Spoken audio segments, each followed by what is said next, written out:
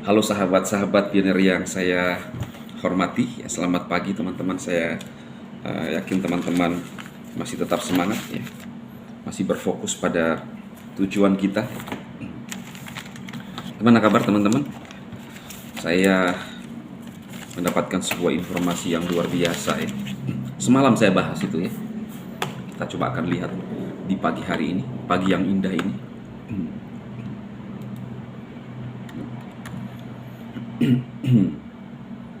Eh, Semalam saya membahas, ya teman-teman, ya. Ini wah kurang ini nih, kurang greget.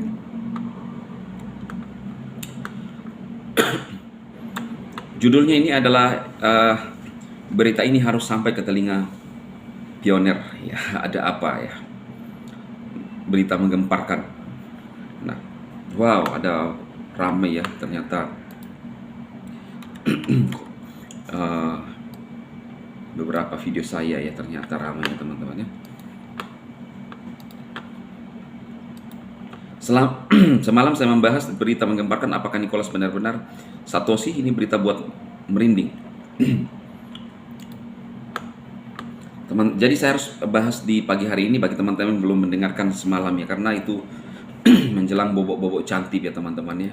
Mungkin sudah mengantuk ya. sudah eh, sudah ketiduran. Maaf. Mungkin ada yang kelelahan, sedang kerja rodi. Jadi saya paham dan saya memaklumi teman-teman semua. Judulnya itu ini dia. Apakah Nicholas benar-benar Satoshi sih? Ini buat merinding. Wah, komentar rekan-rekan Bang Ridwan Zahid. Sedap, mantap dengarnya Bang. Semoga pionir di seluruh Indonesia QC dan migrasi cepat. Mantap Pak Sekjen, berita bagus. Bang Paulus, Bang Dedi Wahyudin, Bang Dema, semoga cepat OM, yes. Weh, merinding aja sendiri Bang.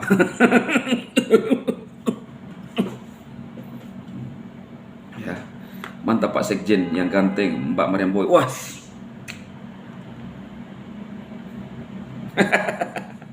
aduh jangan gitu Mbak Mariam Boy ya, nanti saya berbinar-binar sendiri di sini ya.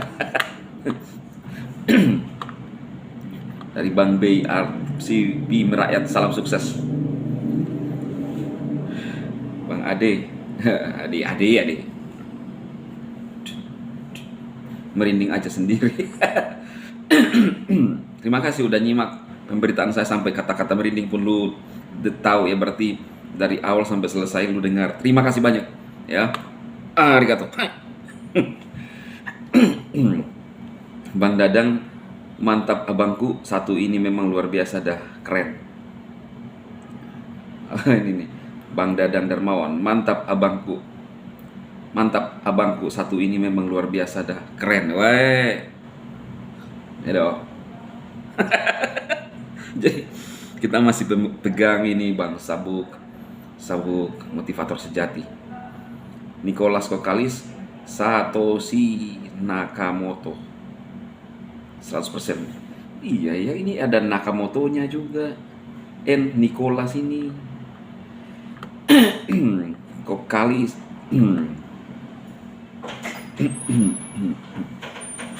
Jadi itu ya teman-teman ya. Nah, semalam saya membahas tentang ini yang saya mau sampaikan.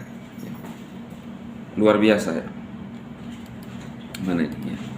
Jadi teman-teman, kalau kita share di Google, teman-teman bisa share sendiri di Google. Dua wallet Bitcoin bangun setelah 15 tahun tertidur, pindahkan 100 BTC ya. Kita tahu bahwa di sekitar tahun 2008-2009 itu mulai penambangan BTC ya. Nah, jadi sejak itu akun ini tidak pernah aktif. Ya, sejak menambang. Nah, kita lihat ya.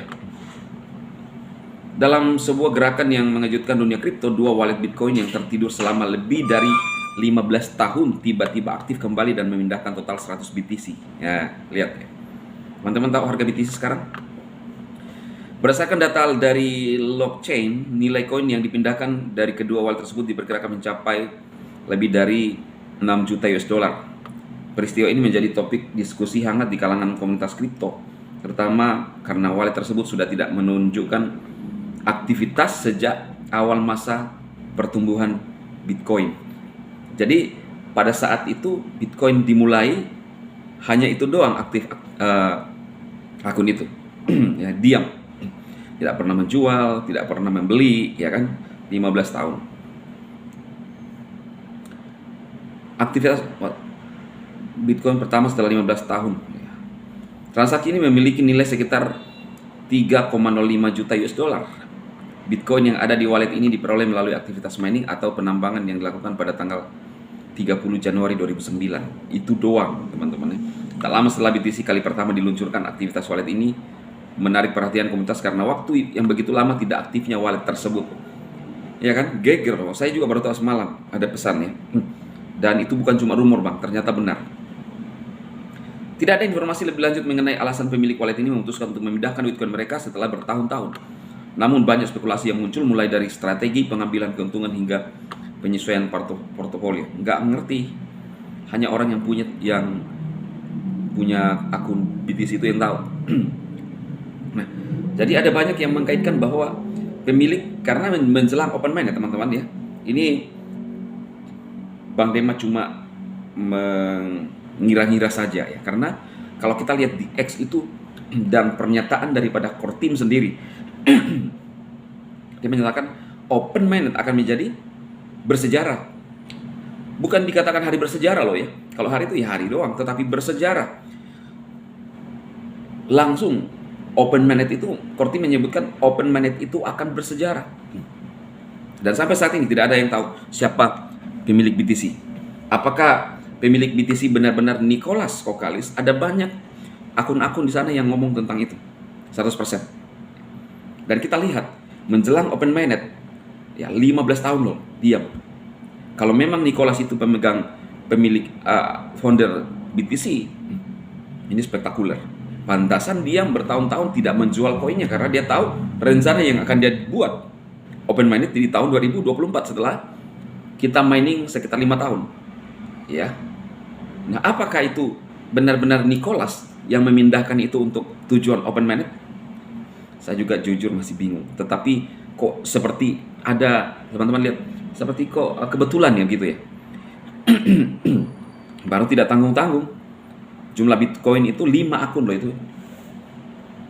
Tidur 15 tahun tidak di ngapa-ngapain. Berarti ada tujuan yang besar, karena dana ini dana besar yang yang ada di Bitcoin. Menjelang open mainnet 2024. Ini kan tanda tanya besar. Ya.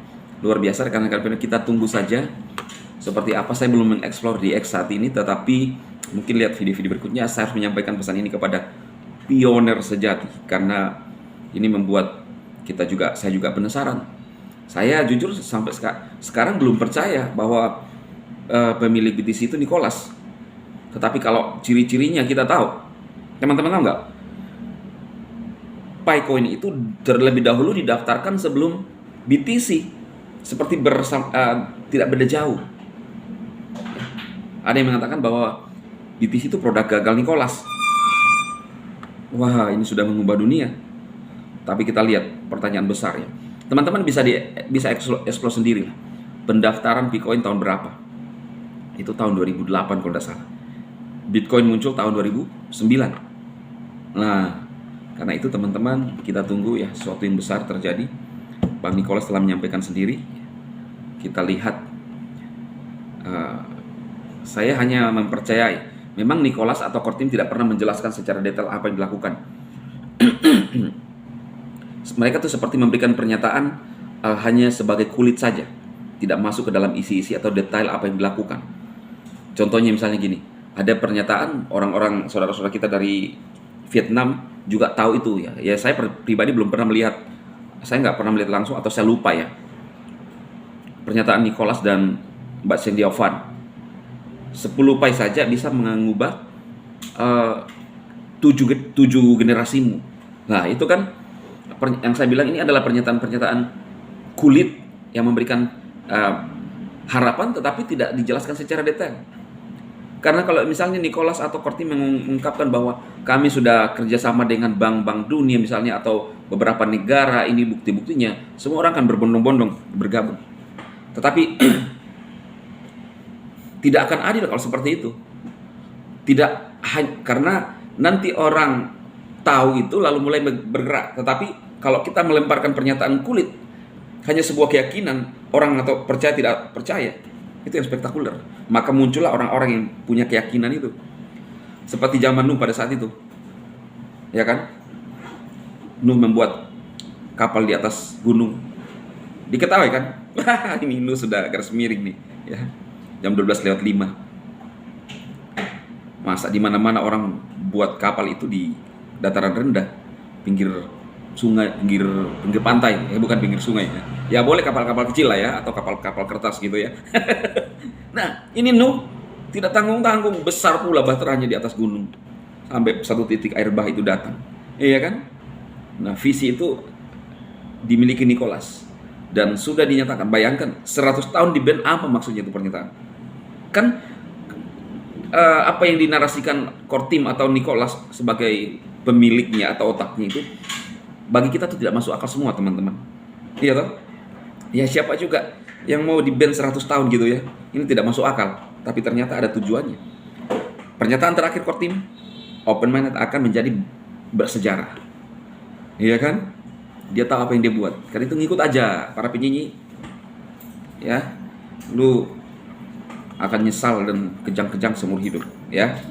Lu bisa ketawa aja. Sukses teman-teman. Share video ini Bang Dema.